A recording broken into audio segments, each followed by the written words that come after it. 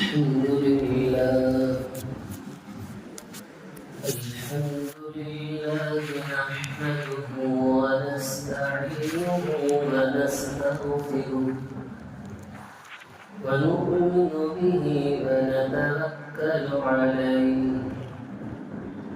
ونعوذ بالله من شرور أنفسنا ومن سيئات أعمالنا من يهده الله فلا مضل له ومن يضلل فلا هادي له نشهد أن لا إله إلا الله وحده لا شريك له ونشهد أن سيدنا ونبينا ومولانا محمدا عبده ورسوله أما بعد أعوذ بالله من الشيطان الرجيم بسم الله الرحمن الرحيم ومن آياته أن خلق لكم من أنفسكم أزواجا لتسكنوا إليها وجعل بينكم مودة ورحمة إن في ذلك لآيات لقوم يتفكرون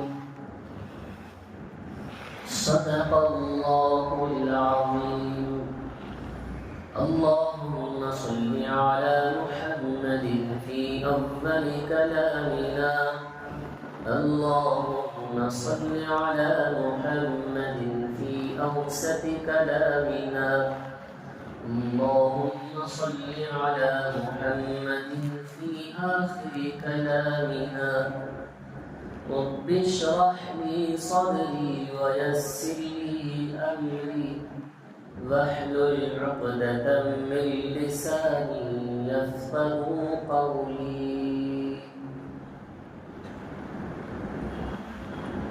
تمام تعریفیں اللہ رب العزت کے لیے سزاوار ہے لائق تحسین ہے وہ دونوں جہان کا پالنہار ہے تمام چیزیں اسی کے قبض قدرت میں ہے ہم سب اسی رب العالمین کی عبادت کرتے ہیں اور اسی کی تعریف اور حمد و ثنا بیان کرتے ہیں درود و سلام نازل ہو لاکھوں اور کروڑوں مرتبہ سرور کونین صلی اللہ علیہ وسلم کی ذات اقدس کے لیے حاضرین محترم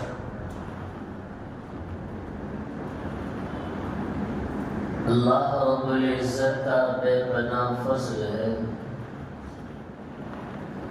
کہ اللہ نے مجھے اور آپ کو اور اس دنیا میں بسنے والے ہر انسان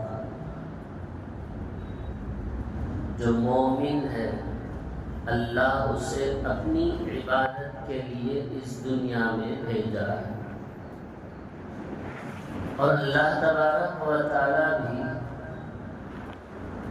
جب چیزوں کو پیدا کیا ہے کہ ہر چیز کے اندر اللہ نے ایک جوڑ پیدا کیا ہے جانوروں میں ایک جوڑ ہے پرندوں میں بھی جوڑ رکھا ہے انسانوں میں بھی اللہ نے جوڑ رکھا ہے جی لڑکا ہو یا لڑکی ہو دونوں کے ایک جوڑ کے طور پر ایک جوڑی کے طور پر اللہ تعالیٰ پیدا کیا تو میں آج اس جمعے کے موقع پر اب حضرات کی خدمت میں یہ بات بتانا چاہتا ہوں کہ جس دور سے ہم گزر رہے ہیں اس دور میں نکاح اور شادی گویا کہ کھیل تماشا ہو گیا. یہ بات اس لیے کہہ رہا ہوں کہ جتنے بھی آج کل کے نئے جوڑے جن کی شادیاں ہوتی ہیں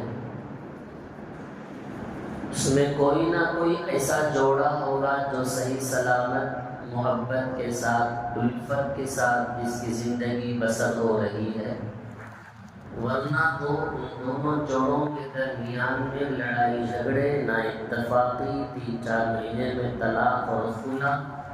وجہ یہ ہے نبوی تعلیم، نبی پاک صلی اللہ علیہ وسلم کی تعلیم اور شریعت کی تعلیم سے بالکل دوری کی وجہ ہے۔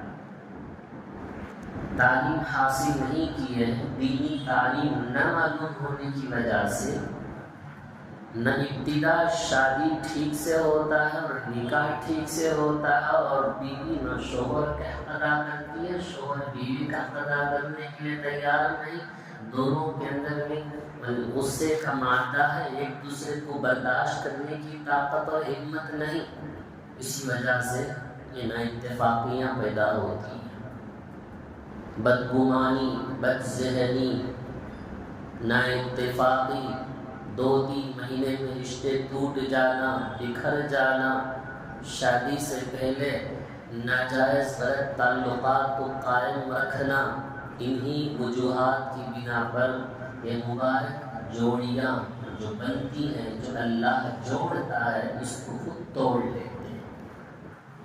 تو میں یہ مناسب سمجھا کہ سب سے پہلے آپ کی خدمت میں اسلام کے اندر نکاح کی کیا اہمیت ہے، قرآن کیا تعلیم دیتا ہے، حدیث ہمیں کیا تعلیم دیتی ہے، نبی علیہ السلام نکاح کے تعلق سے اپنی بیوی کے ساتھ نبی علیہ السلام کیسے زندگی بسر کرتے تھے۔ یہ تو نیو جنریشن کا ہے، ورنہ پرانے جتنے بھی بزرگ احباب ہیں ان کی زندگی دیکھیں، شادی ہو کر سال ہا سال گزر جاتے ہیں، نکاح کی جو بندھن ہوتی ہے یہ طے ہوتا ہے کہ زندگی بھر تک ہم ساتھ نبھانے کا ایک وعدہ ہوتا ہے۔ تو اس مبارک جوڑی جو قرآن مجید نے بڑے پیارے انداز سے سمجھانے کی کوشش کیا ہے۔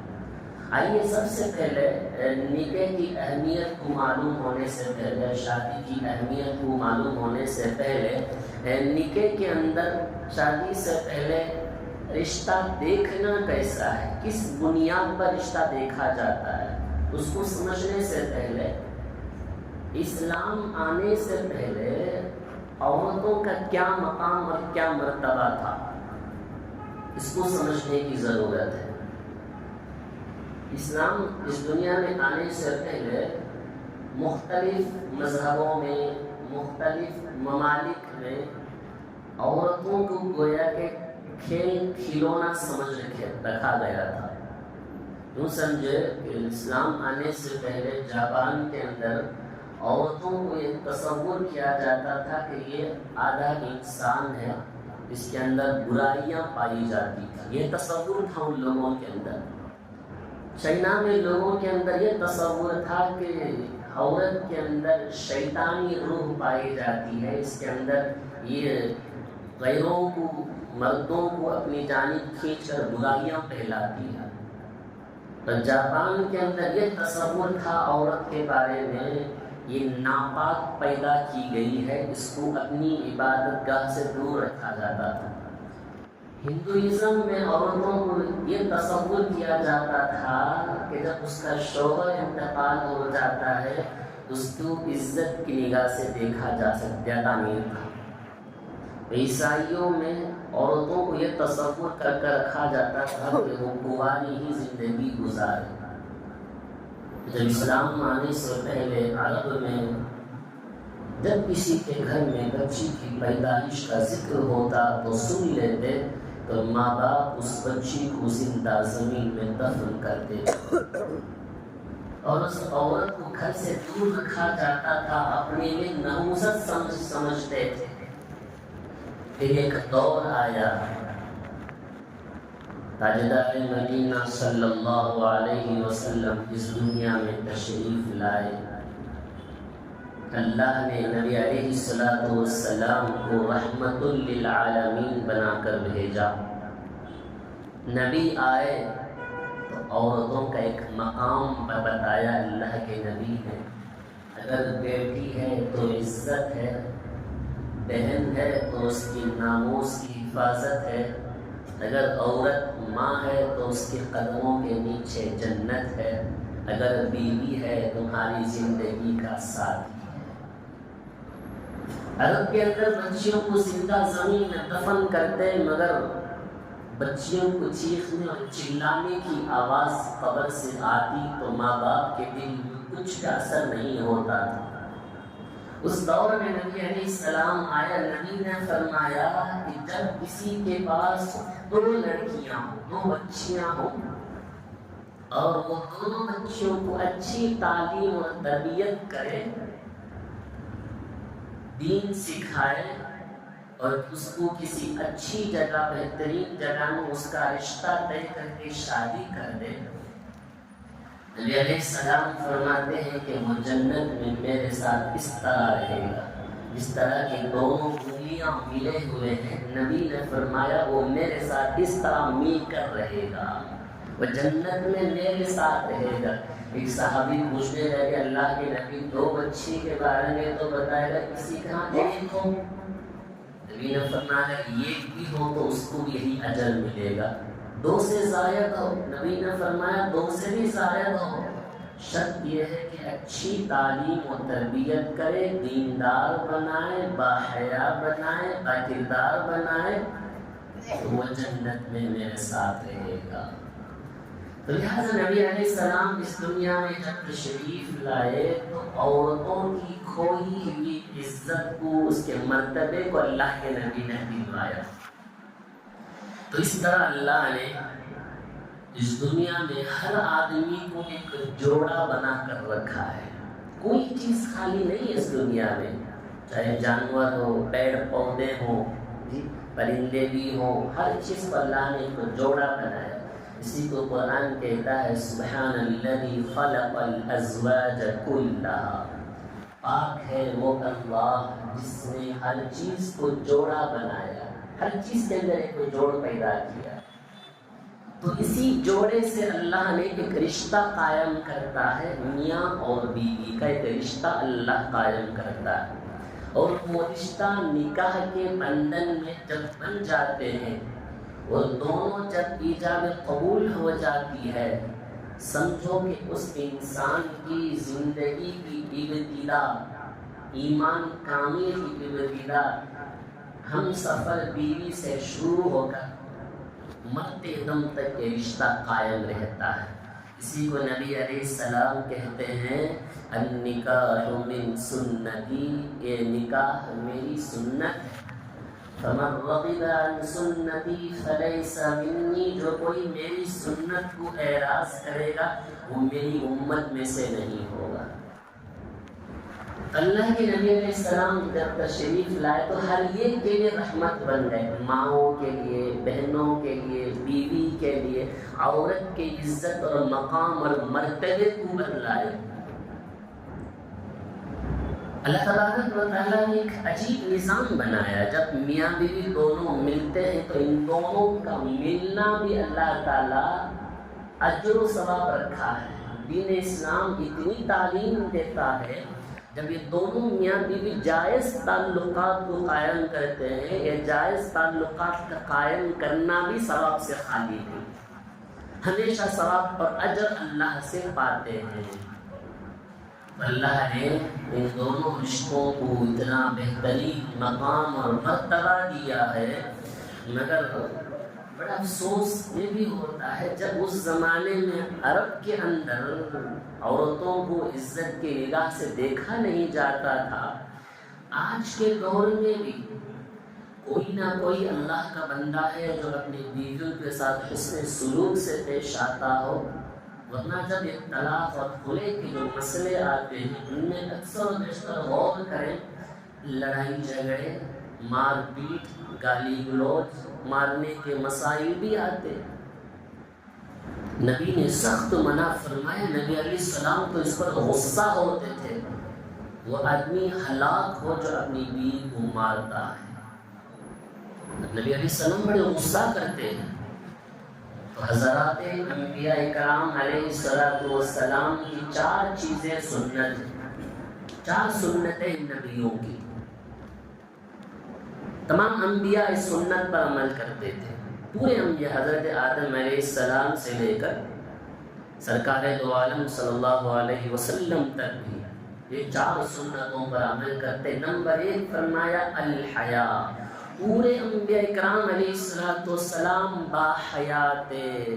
اللہ کے نبی علیہ السلام کے بارے میں آتا ہے، اللہ کے نبی علیہ السلام کنواری لڑکی سے بھی زیادہ باحیا تھے، کنواری لڑکی سے بھی زیادہ باحیا تھے۔ اس کا مطلب یہ نہیں کہ باقاعدہ برقعے پہن لیا جائے باحیا ہو جائے، نہیں، نبی علیہ السلام کا مطلب بتانے کا یہ ہے ظاہر بھی حیا کے ساتھ باطن بھی حیا کے ساتھ۔ اس کا مطلب یہ ہے نبی علیہ السلام نے فرمایا جب کوئی بندہ گالی دیتا ہے، جھوٹ بولتا ہے، دھوکہ دیتا ہے، غیبت کرتا ہے، سمجھو کہ اس کے اندر حیا نہیں ہے، کیونکہ نبی علیہ السلام کا ایک طریقہ ہے، نبی نہ کبھی جھوٹ بولے ہیں، نہ بازاروں میں کبھی اونچی آواز سے بات کیے ہیں، نہ اللہ کے نبی علیہ السلام جھوٹ بولے ہیں، نہ کسی کو دھوکہ دیے ہیں، نہ غیبت کی ہے۔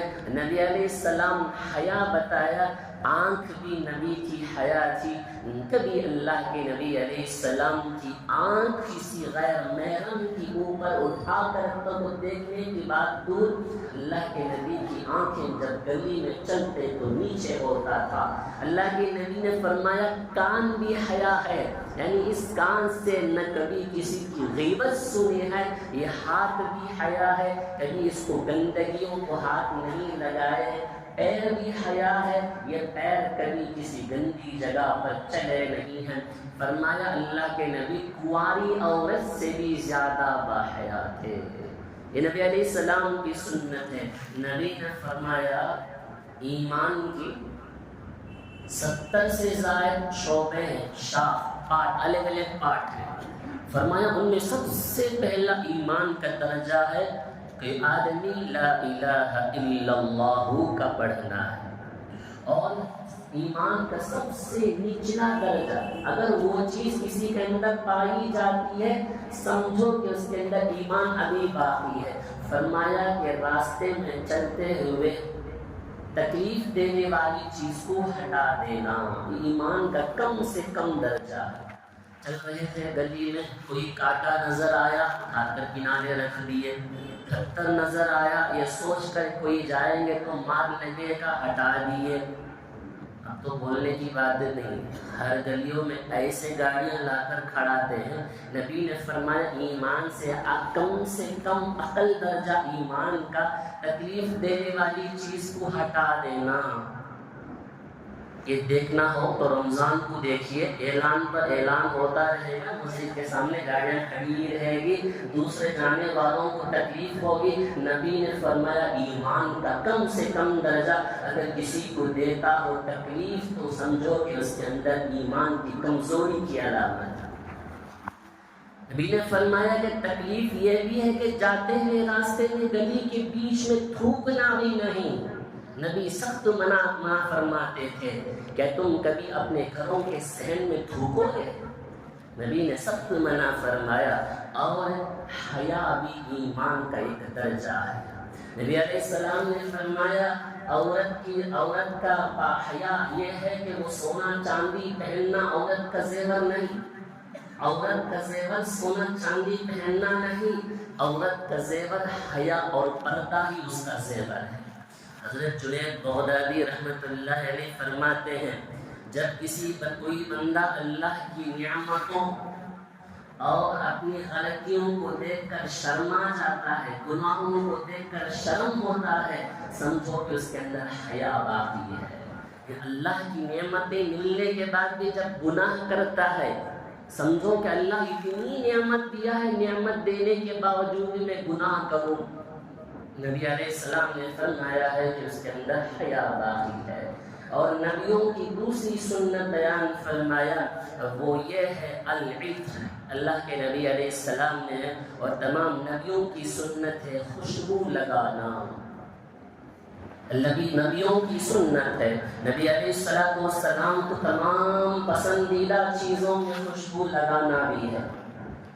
حضرت ام سلیم رضی اللہ عنہ کہتی ہیں جب نبی علیہ السلام آرام کر رہے تھے تو اللہ کے نبی کے جسم اطہر سے پسینہ ٹپک رہا تھا، تو میں اللہ کے نبی کے جسم سے پسینے کو پوچھ کر ایک بوتل میں جمع کر رہی تھی.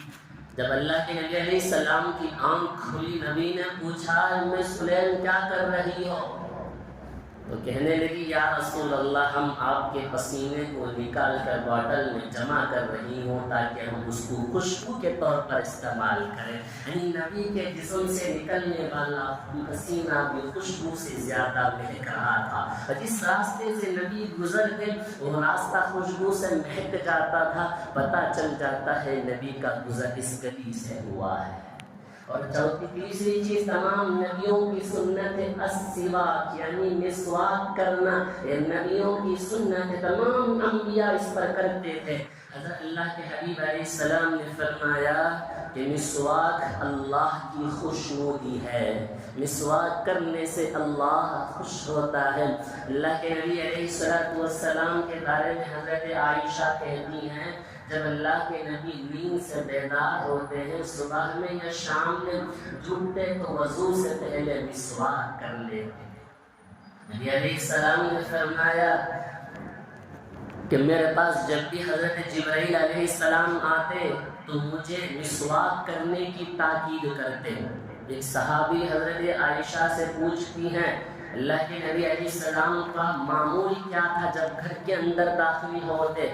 تو کہتی کہ اللہ کے نبی جب بھی گھر میں داخل ہوتے تو سب سے پہلے مسواک کو کر لیتے.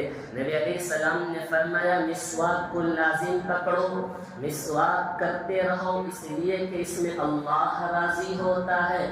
سب سے بڑی بات یہ ہے کہ کثرت سے مسواک کی وجہ سے آنکھ کی روشنی تیز ہوتی ہے اور مرتبہ کلمہ نصیب ہوتا ہے اور پل صراط پر گزرنا آسان ہو جاتا ہے. نبیوں کی سنت ہے.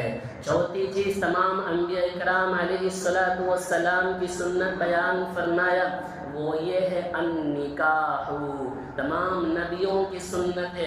پورے انبیاء اکرام علیہ السلام ازدواجی زندگی نکاح کر کے آل و اولاد کے ساتھ زندگی بسر کرتے تھے. قرآن کہتا ہے وَلَقَدْ أَرْسَلْنَا مِن قَبْلِكَ وَجَعَلْنَا لَهُمْ أَزْوَاجًا وَذُرِّيَّةً. ہم نے اس سے پہلے جتنے بھی نبیوں کو ہم نے اس دنیا میں بھیجا ہے ہم نے ان سب کو بیوی اور اولادیں عطا کی ہیں. اللہ کہتا ہے نبی علیہ السلام کہتے ہیں النکاح نصف الایمان، یہ نکاح آدھا ایمان ہے. آدمی کتنا ہی نیک کیوں نہ ہو، آدمی کتنا ہی نیک کیوں نہ ہو، وہ ایمان کے کامل درجے کو نہیں پہنچ سکا. جب تک اس لیے نہیں پہنچا ہے وہ ابھی تک ازدواجی زندگی قائم کر کے حقوق العباد کو ادا نہیں کیا ہے. حدیث پاک میں آتا ہے جو آدمی کتنا کنوارا ہو، شادی کی عمر کو پہنچ چکا ہو، ابھی اس نے شادی نہیں کیا ہو، نبی نے کہا کہ وہ مسکین ہے. اور جو عورت شادی شدہ، شادی ہونے کے قریب شادی کی عمر کو ہے، نبی نے فرمایا وہ مسکینہ ہے، یعنی غریب اور فقیر ہے، اس لیے کہ وہ ابھی ازدواجی زندگی تعلق قائم کر کے دونوں آپس میں اپنے حقوق کو ادا نہ کرنے پر محروم ہو چکے ہیں. نبی علیہ السلام نے بڑی تاکید سے بیان فرمایا ہے. ایک اور بات بتاتا چلوں کن کن چیزوں میں جلدی کرنا ہے. یہ بات آج نکاح کے موضوع کو میں اس لیے لیا ہوں تاکہ ہماری شادی کی ابتدا نکاح اپنے آل و اولاد کو جب کرنے جائیں گے اسلامی طور طریقے پر شادی کیا کرو. جب ہی یہ شادی کا مضبوط بندھن بن کر رہے گا، ورنہ یہ بکھر کر ٹوٹ جائے گا. صحیح طریقے سے شادی کرو، جو طریقہ نبی علیہ السلام نے فرمایا ہے جو طریقہ قرآن میں موضوع ہے، نبی کی تاریخ کو اٹھا کر دیکھو، نبی علیہ السلام نے اپنی بیویوں کے ساتھ کس طرح پیش آیا کرتے تھے، اپنی بیٹیوں کی شادی کیسے کرتے تھے نبی علیہ السلام، اس کو اٹھا کر دیکھنا ہے۔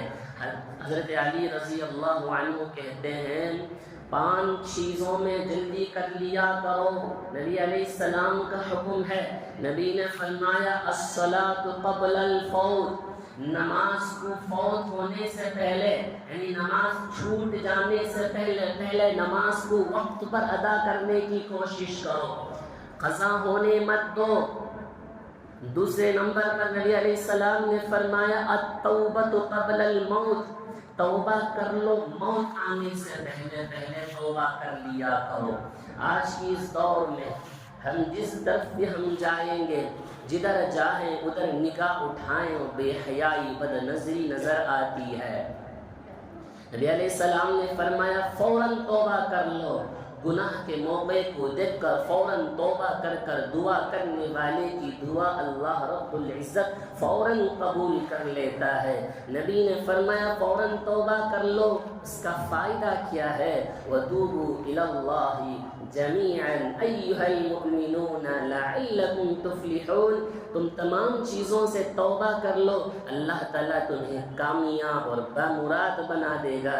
نبی علیہ السلام کہتے ہیں واللہ انی لأستغفرن اللہ اتوب الیہ اليوم اکثر من 70 مرہ، نبی فرماتے ہیں قسم بخدا میں دن میں 70 سے زائد مرتبہ توبہ کرتا ہوں۔ نبی علیہ السلام کی ذات ہے، اللہ اکبر، کیا نبی کی ذات سے گناہ ہوتا ہے؟ کبھی گناہ نہیں، بس نبی ہم لوگوں کو تعلیم دینا چاہتے تھے۔ میں دن میں 70 سے زائد مرتبہ، آپ لوگ اس دور کے ہیں 70 سے اور کئی گناہ صبح سے لے کر شام تک توبہ استغفار کرتے رہو، کیونکہ توبہ کی بدولت اللہ تبارک و تعالی زندگیاں میں جو پریشانیاں آتی ہیں اسے دور کر دیتا ہے۔ اس موقع پر ایک بات یاد آ گئی، فضیل بن عیاض رحمۃ اللہ علیہ ایک زمانے کے بہت بڑے ولی گزرے، جنہوں نے ایسی سچی اور پکی توبہ کی ہے۔ فرماتے ہیں وہ بڑے ڈاکو تھے، ایک مرتبہ رات کے موقع پر کسی کے یہاں چوری کرنے کے لیے جب نکلے تو ایک گھر کے اندر سے قرآن مجید کی تلاوت پڑھنے کی آواز آ رہی تھی۔ قل یا عبادی الذین اسرفوا علی انفسهم لا تقنطوا من رحمت اللہ ان اللہ یغفر الذنوب جمیعا۔ یہ قرآن مجید کی جب آیت کو سنے تو فوراً چوری کرنے کے ارادے کو بدل لیے، اور جب قرآن مجید تلاوت کر رہا تھا اس کے پاس جا کر پوچھنے لگے کیا اللہ تبارک و تعالیٰ واقعی گناہوں سے توبہ کریں گے تو اللہ توبہ معاف کر دے گا؟ پڑھنے والا کہا کہ ضرور، کیوں نہیں، اس لیے کہ اللہ قرآن میں کہتا ہے اے میرے بندے تم مایوس مت ہو جا، اور جب تو توبہ کرے گا میں تیرے گناہوں کو ضرور بخش لوں گا۔ تو اس قرآن مجید کی آیت فضیل بن عیاض رحمۃ اللہ علیہ پر بڑا اثر ہوا۔ آیت کو سن کر واپس ہوئے، جب چوری کرنے جاتے تھے تو ساتھ میں اپنے ساتھ بہت ساری جماعت کو لے کر جاتے تھے، تو اس جماعت کے پاس جا کر کہنے لگے کل سے آپ لوگ کوئی اپنا ایک سردار چن لو، میں کل سے تمہارے ساتھ چوری کرنے کے لیے نہیں آؤں گا، اس لیے کہ میں نے چوری کرنے سچی اور پکی توبہ کر لی ہے، کل سے چوری کرنے ہرگز میں نہیں آؤں گا۔ اور فضیل بن عیاض رحمۃ اللہ علیہ کو سچے دل سے اخلاص کے ساتھ توبہ مانگی اللہ سے، تو نیک لوگوں کا اثر بھی ساتھ میں رہنے والوں پر اثر پڑتا ہے۔ تمام ساتھ میں رہنے والے جماعتیوں نے کہا ہم لوگ مل کر چوری کیا کرتے تھے، اب مل کر ہی تیرے ساتھ توبہ کریں گے، ہم کل سے دوسرے سردار کو نہیں چنیں گے، کل سے ہم دوسرے سردار کو نہیں چنیں گے، تم نے توبہ کی، ہم مل کر چوری کرتے تھے، اب مل کر ہی توبہ کریں گے، ہم سب مل کر توبہ کرتے ہیں۔ اب انہوں نے سوچا کہ اب توبہ کر لی ہے، اتنے لوگوں کے مال کو لوٹے ہیں تو ان کو لوٹانا کیسا ہے؟ اس زمانے کے علماء سے انہوں نے پوچھا، حقوق العباد کا مسئلہ ہے، یہ مسئلہ دنیا ہی میں حل کر دینا ہے ورنہ اللہ معاف نہیں کرے گا۔ کسی کے حق کو دبا کر رکھے ہیں، اس کی توبہ استغفار سے کام نہیں چلے گا، اس کے حقوق کو لوٹانا پڑے گا، تم لوٹا دو اس کے حقوق کو۔ فضیل بن عیاض رحمۃ اللہ علیہ مال جمع کر کے کن کن کے پاس لوٹے ہیں ان کو لوٹا دیے۔ آخر میں ایک یہودی رہ گیا، اس یہودی کے پاس گئے، کہا کہ اب میرے پاس مال موجود نہیں ہے تجھے دینے کے لیے، میں فضیل بن عیاض ہوں، ایک مرتبہ میں تیرے گھر میں چوری کر آ گیا تھا، ایک مرتبہ میں تیرے گھر میں چوری کر لیا ہوں تو میں تجھے دینے کے لیے میرے پاس اب پیسے نہیں ہے۔ تو یہودی کہنے لگا تجھے معافی نہیں ملے گی، تجھے معافی ملے گی اس وقت میں یہاں تک کہ تو میرے پاس اون کو چرانا پڑے گا اور اس کی گندگیاں اٹھانا پڑے گا، اس کو چارہ وغیرہ ڈالنا پڑے گا۔ حضرت فضیل بن عیاض رحمۃ اللہ علیہ چاہتے تو واپس لوٹ کر چلے جاتے، مگر گناہوں سے معافی ہونا ضرور تھا، تو لہٰذا اس کے پاس کام کے لیے لگ گئے۔ چند دن گزرا تھا کہ وہ یہودی فضیل بن عیاض رحمۃ اللہ علیہ سے کہنے لگا، جو اس طرف میں ایک بوری میں تھیلے میں کنکریاں پتھریں موجود ہیں، اس کنکری اور پتھر کو لے آؤ۔ جب لے کر اس کے سامنے گئے تو تھیلی کھول کر دیکھتے ہیں کہ پورے کنکریاں پورے پتھر اشرفیوں میں بدل گئے، اور یہودی سے فضیل بن عیاض رحمۃ اللہ علیہ پوچھتے ہیں تو کہا تھا کہ پتھر ہے، یہ کھول کر دیکھتے اس کے اندر اشرفیاں ہیں، یہ کیا بات ہے؟ وہ یہودی کہتا ہے میں نے تورات کو پڑھا ہے، تورات میں اللہ تعالیٰ کہتا ہے کوئی مومن بندہ اخلاص کے ساتھ ایمان کے ساتھ توبہ استغفار کر لیتا ہے، اللہ تبارک و تعالیٰ اس کے مال میں برکت عطا کرتا ہے، یہاں تک کہ مال و زر سے بھی اللہ خوب نوازتا ہے۔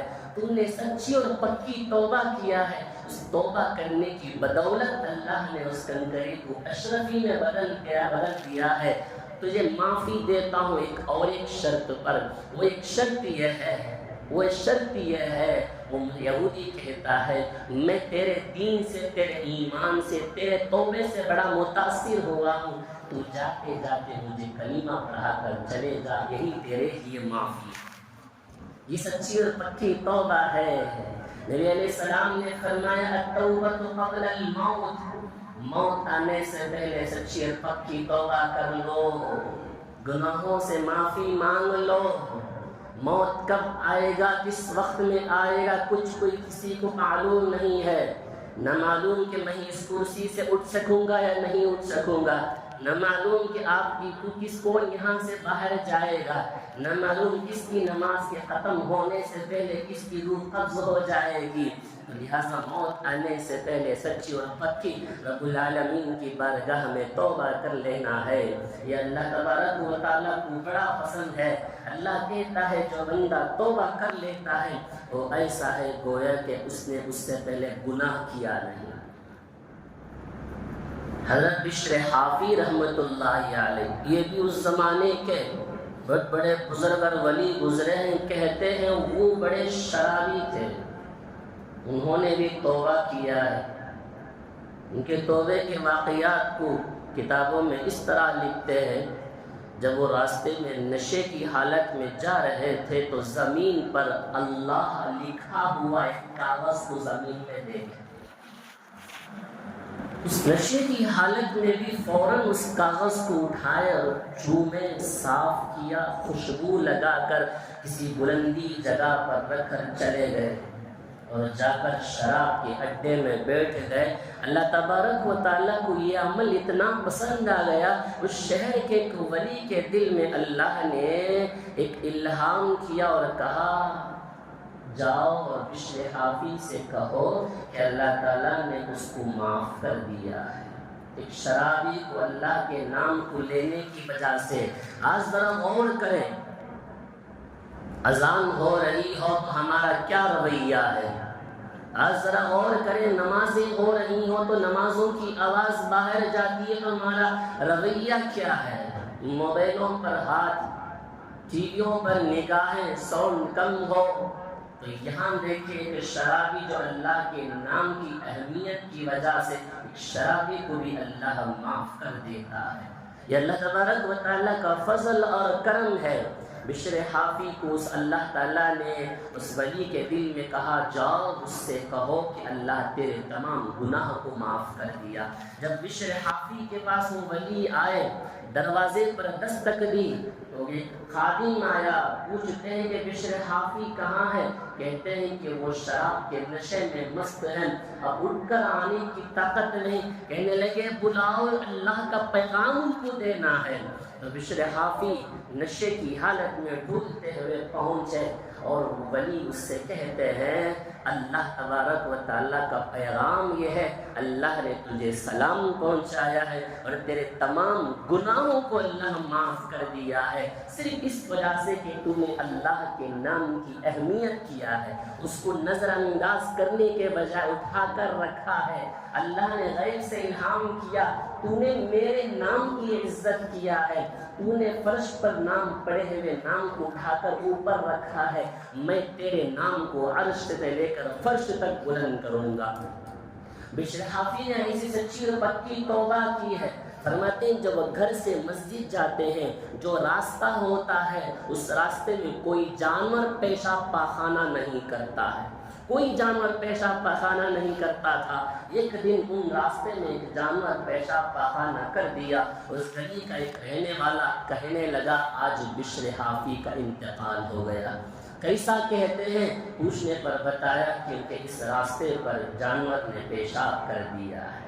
تو سچی اور پکی توبہ کرنے پر اللہ تبارک و تعالیٰ راستے بھی ہموار کر دیتا ہے، تکلیفیں دور کر دیتا ہے، مال غیب سے انتظام کر دیتا ہے، تمام تکالیف کو اللہ دور کر دیتا ہے۔ دوسری بات یہ ہے، تیسری بات نبی علیہ السلام نے فرمایا کسی کا انتقال ہو جائے تو ان کو تجہیز و تدفین میں، ان کو دفنانے میں، جنازہ پڑھانے میں جلدی کرو۔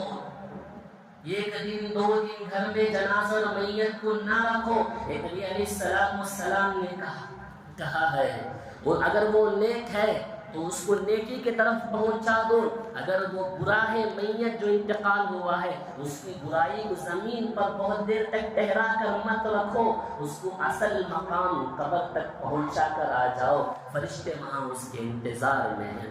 نبی علیہ السلام نے چوتھی چیز بیان فرمایا اگر کسی کے پاس قرض لے کر رکھے ہیں تو قرض کو فوراً لوٹا دو، اس قرض کو اپنے پاس مت رکھو، ٹال مٹول مت کرو۔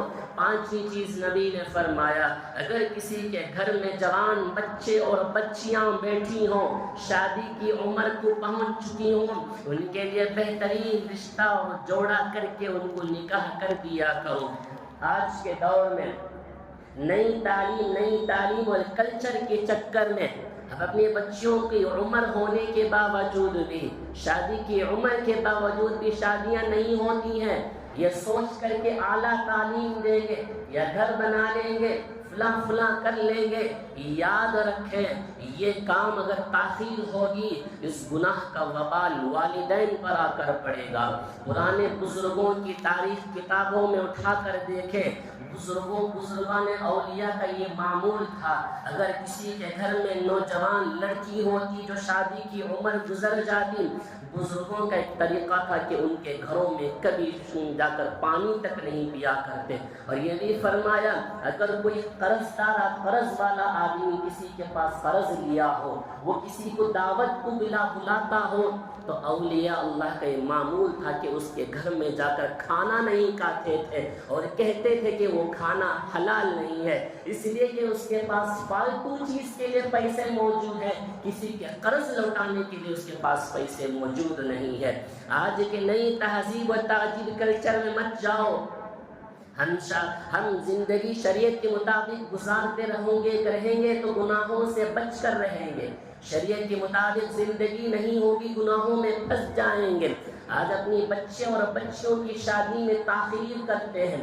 یاد رکھیں، ماں باپ یاد رکھیں، عمر گزر گئی، عمر کو جو ہی گزر گئی فوراً ان کے لیے کوئی رشتہ تیار کر کے بھیج دیں، اس لیے کہ کتابوں میں ہے، اللہ کے نبی علیہ السلام کی باتوں میں اٹھا کر دیکھیں، نبی نے کہا اگر کوئی جوان لڑکی گھر میں بیٹھی ہے، اس سے آپ نے بہترین رشتہ نہیں جوڑا ہے، اگر اس بچی کے ذہن میں تصور میں گناہ بھی آ گیا، جتنی تاخیر شادی میں کریں گے، اگر اس لڑکی کے تصور میں ذہن میں گناہ بھی آ گیا، اس گناہ کا وبال والدین پر جا کر پڑے گا۔